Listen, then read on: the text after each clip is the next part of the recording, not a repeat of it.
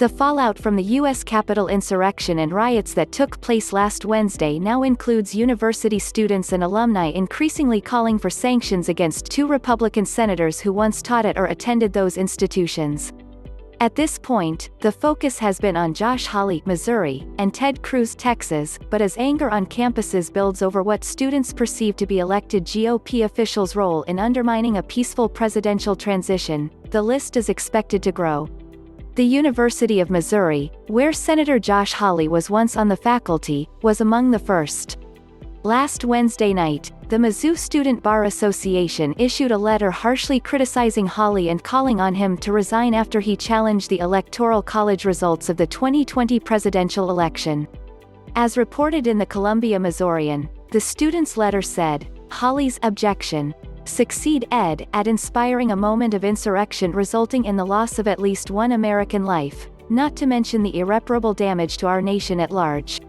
It continued, "When he left the ranks of our faculty to pursue higher office, he severely damaged the reputation of our institution. To him, our school was just another rung in his ladder to the presidency.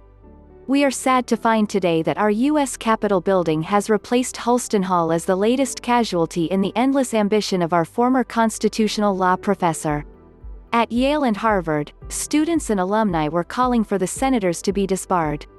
Cruz graduated from Harvard Law School, and Hawley earned his law degree at Yale.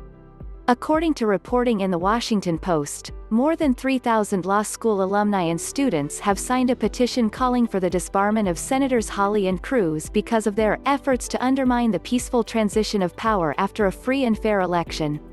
The petition, which, as of Sunday, was also signed by Professor Laurence Tribe, Harvard, Judge H. Lee Sarokin, Harvard alum, and Valarie Kaur, Yale alum, stated in part, "In leading the efforts to undermine the peaceful transition of power after a free and fair election, Senators Hawley and Cruz attacked the foundations of our democracy. Nearly 160 million Americans exercised their right to vote in the November 2020 election. Dozens of courts rejected unfounded claims of widespread voter fraud, and the Electoral College formally ratified President-elect Biden's victory on December 14, 2020.